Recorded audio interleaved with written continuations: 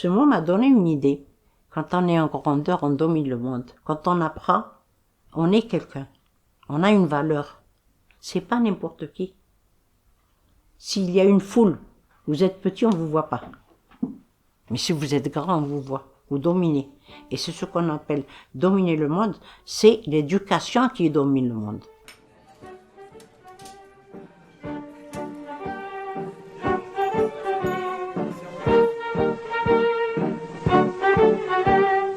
شعب الجزائر مسلم شعب الجزائر مسلم شعب الجزائر مسلم وإلى العروبة ينتسب.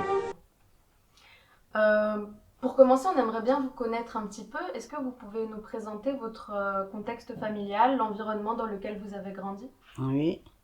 Bonjour, tout d'abord, salam alaikum.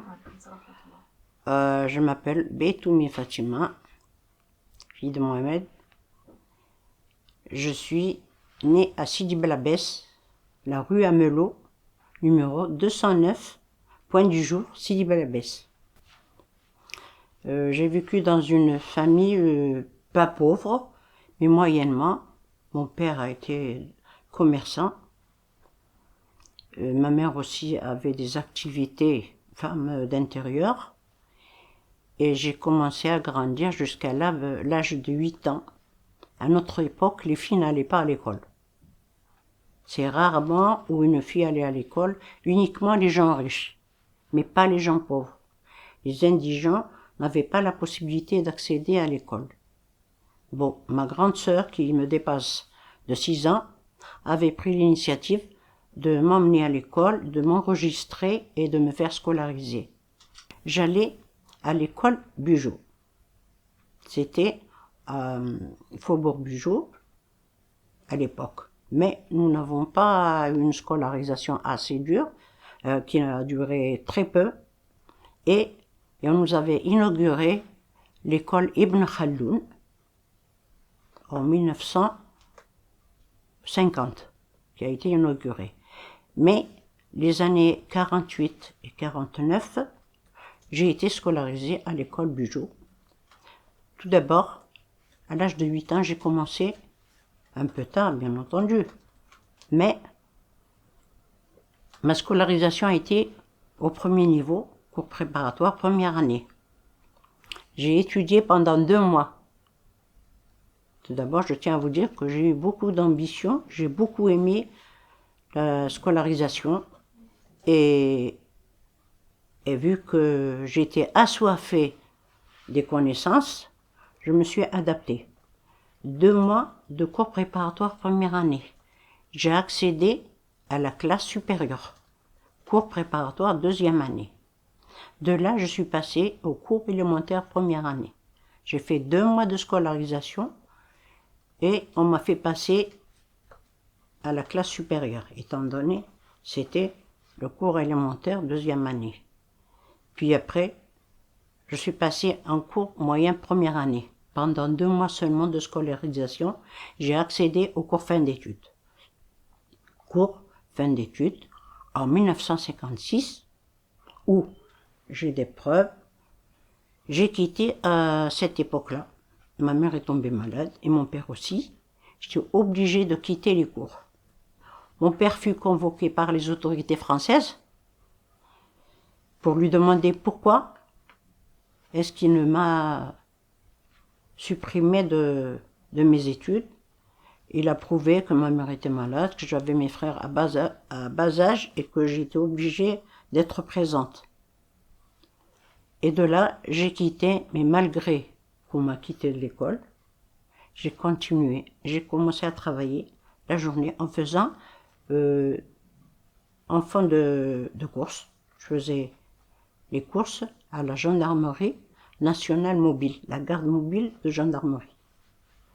Et le soir, j'allais à l'école une autre fois, pour ne pas quitter les études. Tous les jeudis, on allait faire des cours manuels, c'est-à-dire faire de la couture, faire du dessin, qu'importe, et ensuite des études de sport. Enfin, j'ai continué jusqu'en 1956. J'ai quitté l'établissement de la gendarmerie où j'ai pris une place chez un assureur où je gardais son enfant. Je faisais la garde d'un bébé. Jusqu'à l'année 1959 où j'ai eu 19 ans, j'ai pu accéder à l'hôpital. Je suis rentrée à l'hôpital comme agent de service. Pendant que j'étais à l'hôpital, j'étudiais à gauche, à droite, je documentais tout ça pour maintenir le rythme de la scolarisation, pour ne pas tout oublier. Et de là, j'ai pris des cours d'aide-soignante l'année 61 jusqu'en 62 où j'ai eu mon diplôme d'aide-soignante, le premier diplôme que j'ai eu. Ça, c'est mon ambition. Et après le 62, j'ai continué à travailler jusqu'aux années 72, je crois. J'ai fait des études d'infirmière, des cours de paramédical 2e degré, où j'ai eu mon diplôme d'infirmière. Et après cela, j'ai continué à travailler, faire des études en cours d'emploi. Je travaillais et j'étudiais en même temps.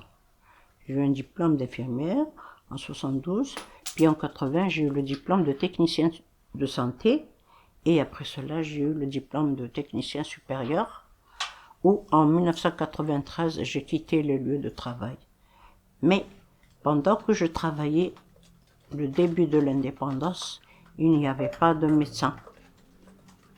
On avait un médecin de garde pour tout l'hôpital. C'était à l'aide-soignante d'assurer. Les années 62, le début 62.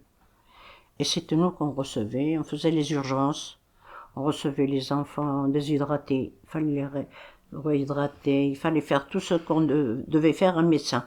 Mais apparemment, les études que j'ai prises d'aide-soignante nous ont beaucoup appris, beaucoup appris, sur le diagnostic subjectif et objectif, et qu'il fallait être à la hauteur de savoir ce malade de quoi il souffre et qu'est-ce qu'il a, exactement comme si c'était un médecin. On pouvait faire les analyses d'urine, on pouvait prendre le poids, prendre la tension, faire tout ce qui était primordial chez un malade, pour pouvoir le diagnostiquer. Ça, c'était le début du personnel hospitalier, de le faire à toute aide-soignante hospitalière, de faire cela pour être à la hauteur et soigner les gens. Et grâce à Dieu, jusqu'en 1994, 93 plutôt que j'ai quitté les lieux, je n'ai jamais eu de mort sur les bras. Pendant toutes mes années que j'ai subies à l'hôpital. Voilà. Toutes les années que j'ai passées à l'hôpital, je les ai subies avec succès. J'ai toujours eu, parce que nous avons le droit à une note annuelle, je n'ai jamais eu moins de 18. Parce que nous avons le droit de passer d'un échelon à un autre. Vous voyez, c'est le reclassement du personnel. Lorsque je suis rentrée à l'hôpital, je suis restée temporaire pendant 8 mois. L'année suivante, je suis passée comme contractuelle pendant une année, puis titulaire. J'étais la première musulmane à l'hôpital à subir ce système. On m'avait trouvé un membre intéressant. J'étais membre du personnel. Je travaillais avec une religieuse appelée Sœur Eustache. Cette sœur m'avait beaucoup aimé et beaucoup aidé. Et j'ai toujours été là près d'elle quand elle avait besoin de faire quoi que ce soit. C'était à moi qu'elle faisait appel. Tous ces secrets, tout c'était moi. Elle m'a beaucoup aidé. Et je faisais des gardes jusqu'à 10h30 du soir. Elle ne me lâchait jamais sans me faire une petite collation avant mon départ. Elle me dit, tu vas sortir, il faut que tu manges quelque chose pour tenir le coup jusqu'à chez toi. C'était la religieuse qui travaillait avec moi, jusqu'à son départ. Mais, pendant son absence, comme j'étais soignante, elle sortait de l'hôpital, elle allait à l'école Sonis, qui était une grande école de curés et de sœurs en face de l'hôpital, où elle avait une chambre. Dans cette chambre, elle avait attaché à son lit une corde avec une cloche et un lacet qu'elle lâchait, une corde qu'elle lâchait en dehors de sa fenêtre. Et elle me disait, quand tu as une femme qui va accoucher, voilà comment elle se présente, tu viens me chercher. Et là, moi je ferai le reste. Moi, je n'avais jamais le temps d'aller la chercher. À chaque fois qu'il y avait une femme qui se présentait, elle était en extrême urgence. C'était moi qui recevais le bébé et qui coupais le cordon malgré que j'étais pas infirmière. C'est vrai? Malgré que j'étais pas infirmière, je n'étais qu'aide-soignante. J'ai fait mon premier accouchement que j'ai effectué avec succès. J'avais 19 ans. J'ai pris la malade, elle était debout devant un lit en train de faire des efforts. Je l'ai prise dans mes bras, je l'ai mise au lit et je l'ai faite accoucher. Sans aucun problème. C'était le premier accouchement que j'avais effectué, sans être sage-femme. Je me suis aventurée, bien entendu, mais je ne pouvais pas lâcher cette malade et aller chercher quelqu'un. Je ne savais pas qu'est-ce qu'il allait se passer, ou l'enfant il va s'étouffer en sortant, ou quelque chose. Ben, j'étais obligée de l'assister. Et voilà ce qu'on a fait, c'est l'assistance à toute personne en danger. Je n'ai jamais négligé un malade, et je n'ai jamais été à travers un malade. J'ai toujours été là pour, avec une bonne oreille à l'écoute de celui qui souffre. Comme on dit, le dicton, ne me dis pas qui tu es, ni ne me dis pas d'où tu viens. Tu souffres et cela suffit. Et c'est ça que j'ai toujours en tête. Je ne regarde pas ni à la personne, ni d'où elle vient, ni qui elle est, ni de quelle race elle est. Si elle est malade entre mes mains, je la soigne, quel que soit. Même quelqu'un que je n'estime pas, je suis obligée de lui porter secours. Et c'est ça les règles de l'aide-soignante ou de l'infirmière vis-à-vis du malade. Et la conscience en plus. Il faut être conscient. Il y a la conscience professionnelle. Ça, c'est mon... Et j'ai quitté le boulot en tant que technicien supérieur du bloc opératoire obstétrical à Sidi Bel Abbès, avec des médecins compétents, des maîtres assistants, et qui ont toujours apprécié mon travail. Je n'ai jamais eu de problème. J'ai toujours été ponctuelle à mon boulot, toujours un quart d'heure avant l'entrée, un quart d'heure après la sortie. J'ai toujours fait mon contrôle de matériel. Ça, c'est le boulot et la conscience. Il ne faut jamais laisser les choses à la légère. Et grâce à Dieu, je m'en suis sortie en bon uniforme. Maintenant, j'ai 80 ans. Je suis en retraite. Et je profite de la présence de mes enfants, mes petits-enfants et de ma petite famille. D'accord. Ensuite, vous avez évoqué, lorsque vous travaillez à la gendarmerie, Oui, les gendarmes, c'était uniquement des Français? Ou- oui, oui, D'accord, donc vous oui. travaillez La majorité. uniquement avec des Français. Avec des Français. Je travaillais d'ailleurs, parce que je suis rentrée en France, mon patron m'avait contacté, il m'a fait une attestation de reconnaissance de travail au niveau de la mairie, égalisé avec ses galons, avec tout. Il était encore vivant. En 95, il m'a envoyé une attestation en 96 ou en 95 à peu près comme ça. Il m'a envoyé une attestation de travail pour ma retraite là. C'était. Et il y avait des employés musulmans? Hein? Il y avait des employés musulmans? Les employés? Oui, comme vous, par exemple. Des femmes seulement, des femmes qui faisaient le ménage, des femmes âgées quoi. J'étais la seule à être la plus jeune, à faire les courses ou à amener les enfants à l'école. C'est tout ce que je faisais. Parce que j'étais jeune, j'avais que 12 ans. 12 ans, c'est... Et je vous ai passé une ligne, quand je suis rentrée à l'école, le début, au cours préparatoire, en fin cours d'école, et c'était une musulmane qui enseignait. Elle s'appelait Belbouche Mansoura.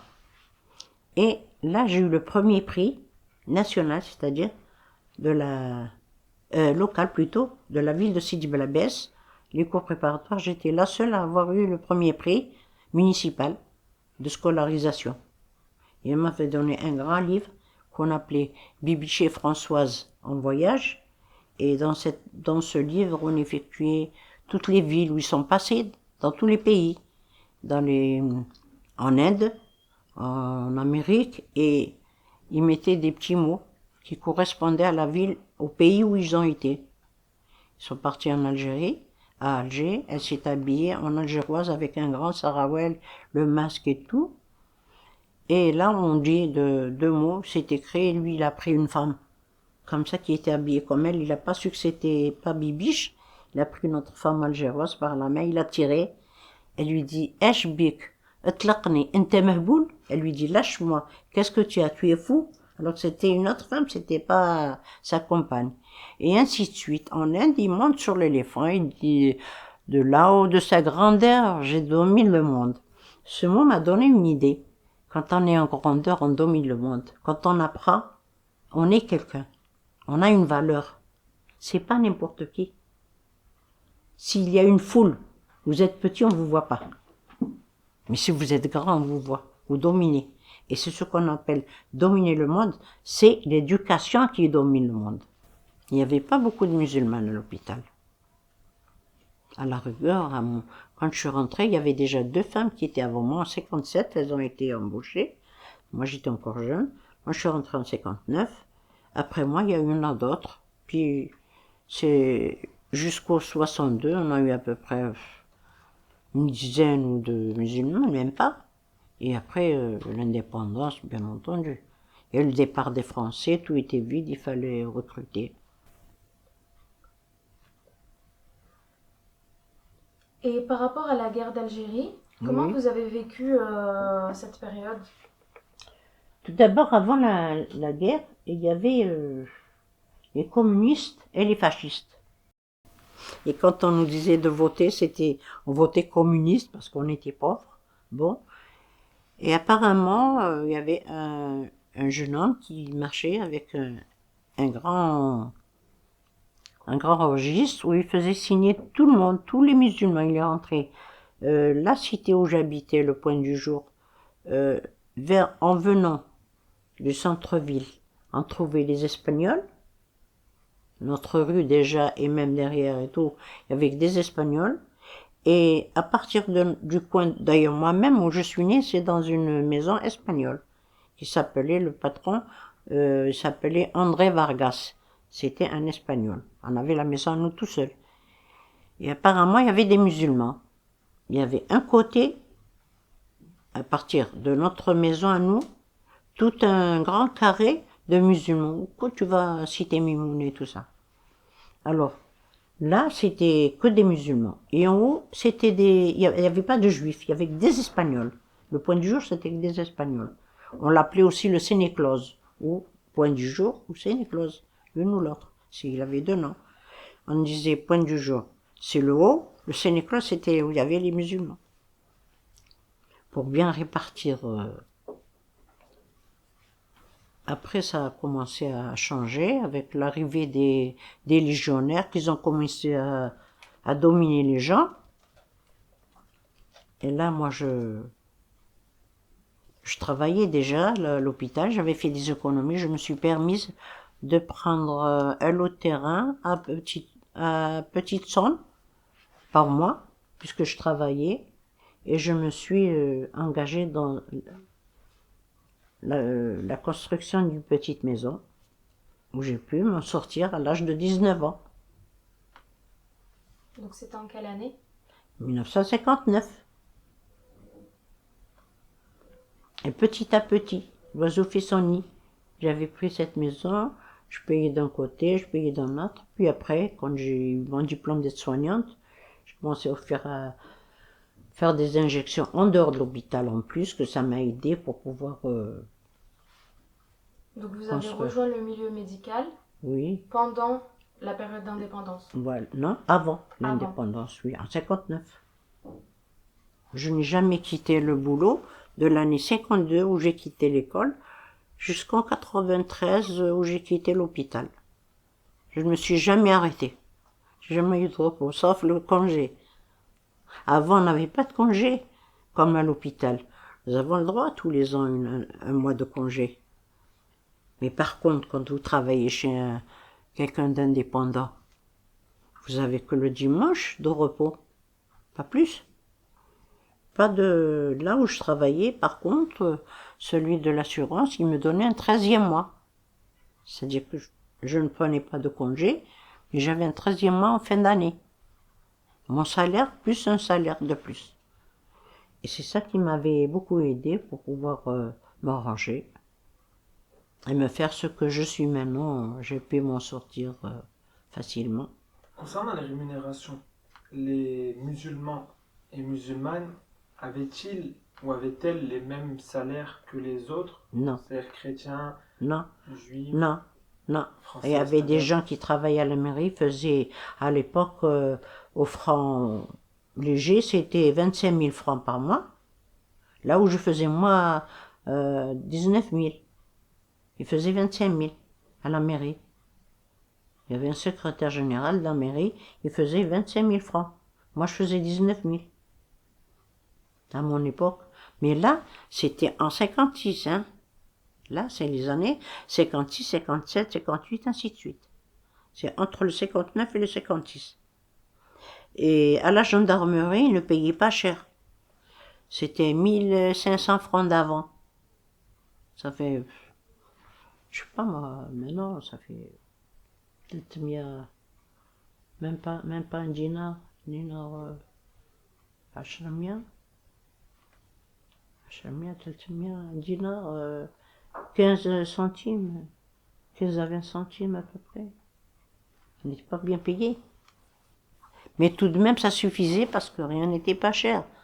Avant, les gens, les travailleurs de colons, travaillaient toute la journée pour une petite minorité de sous. Travaillaient dans les champs, dans le soleil. C'était le colonialisme, c'était les colons.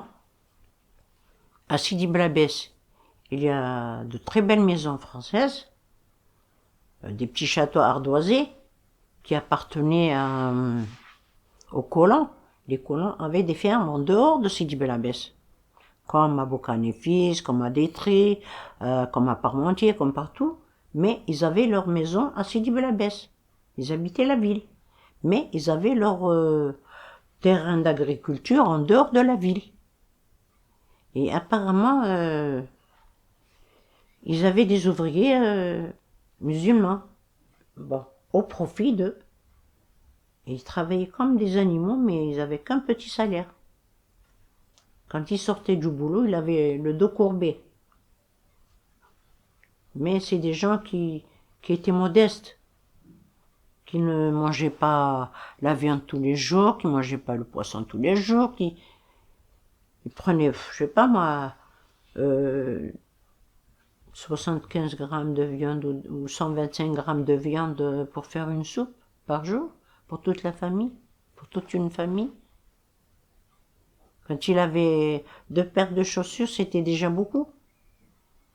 Ouais. Et les femmes aussi s'habillaient. Il y avait des femmes qui n'arrivaient pas à acheter. Elles s'habillaient une robe.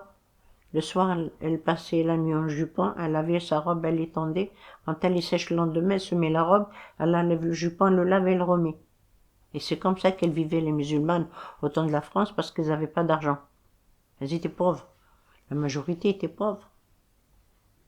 Et quand il fait très très chaud, c'est la chaleur, c'est la méthode, c'est la moisson qui se déclare là. Il faut aller moissonner le blé, tout ça. Ben, c'était les musulmans qui passaient toute la journée sous le soleil et qui venaient bien bronzer à la maison, hein, toute la journée en train de travailler pour une petite minorité. Il n'y avait que les richards, c'était les chrétiens qui étaient richards.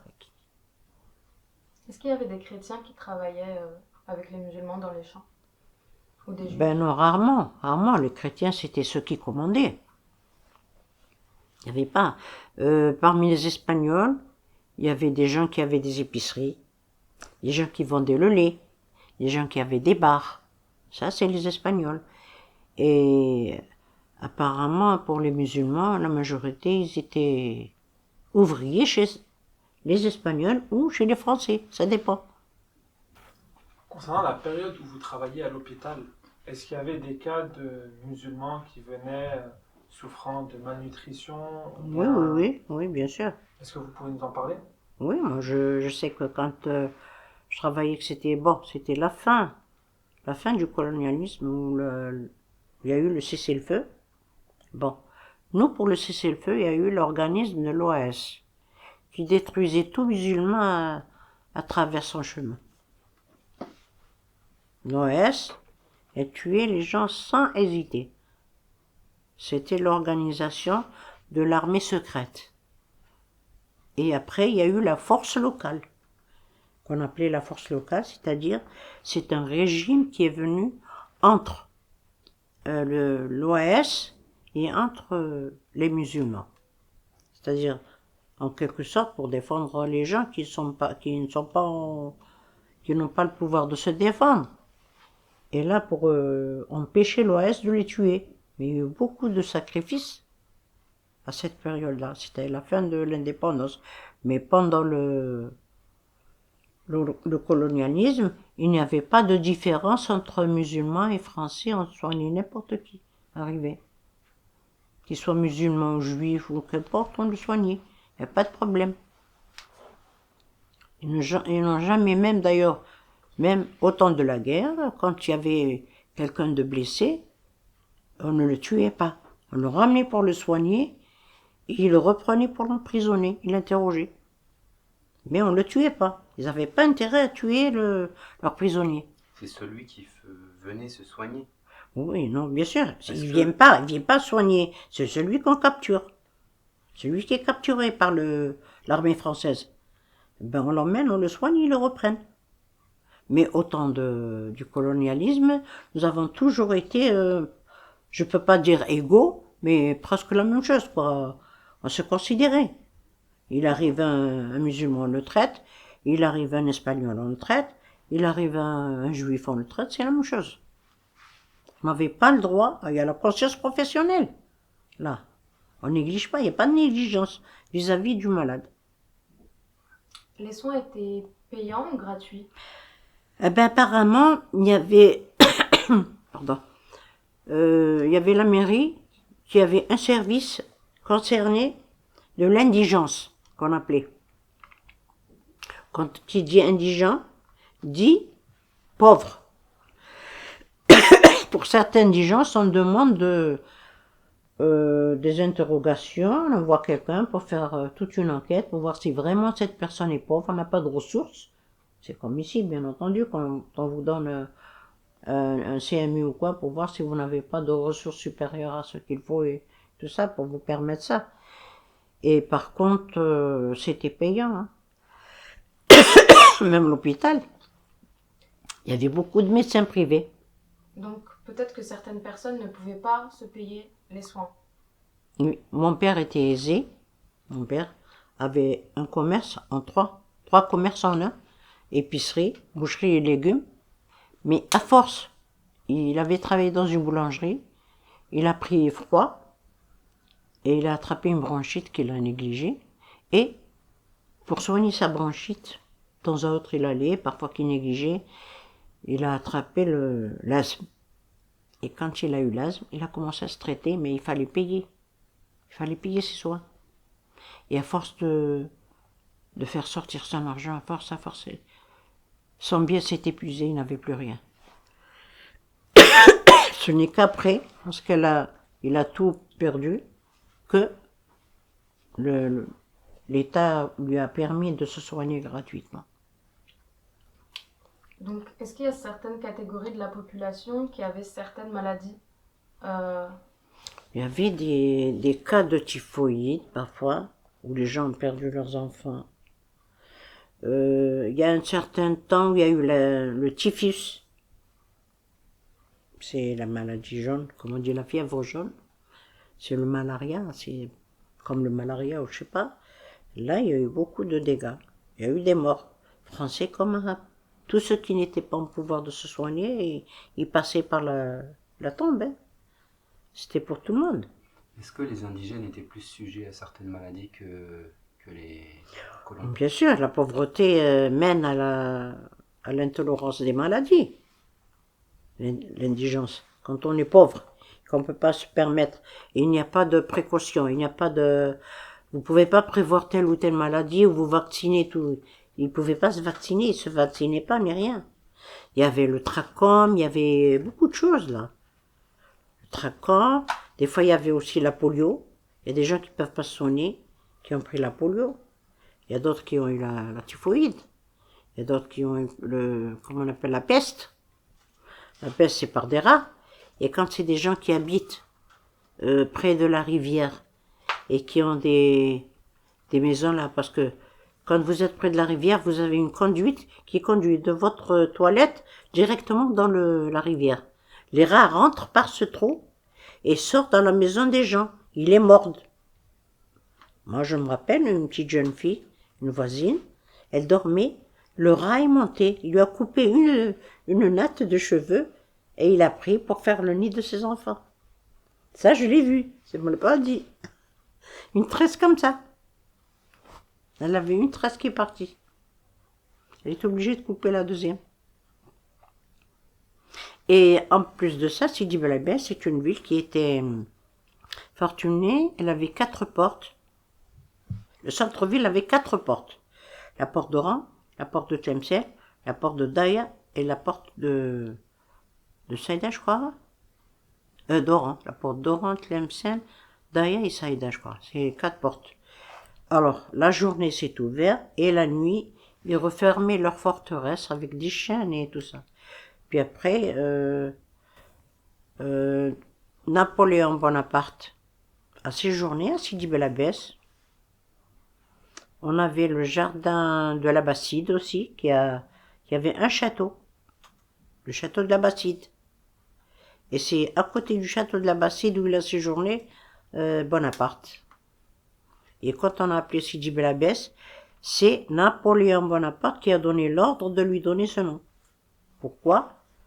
Parce que c'est un homme qui est venu de Ceuta, c'est-à-dire du côté espagnol là, c'était le Maroc avant, et il est venu en train d'enseigner les enfants gratuitement, enseigner l'arabe gratuitement. On lui a dit, bon, cette ville on va l'appeler sur votre nom, il a dit non. Vous lui donnerez le nom de cet homme merveilleux qui donne des études gratuites aux pauvres. Il le mérite mieux que moi. Et c'est pour cela qu'on l'appelle Sidi Bel Abbès. C'est le nom que porte Sidi Bel Abbès actuellement, c'est dû à Bonaparte. D'accord. Par rapport, avant, on va finir ce dont on parlait. Par rapport à la guerre d'Algérie, vous l'avez pas réellement évoqué. Si vous voulez pas en parler, c'est pas grave. Mais comment est-ce que vous l'avez vécu en fait?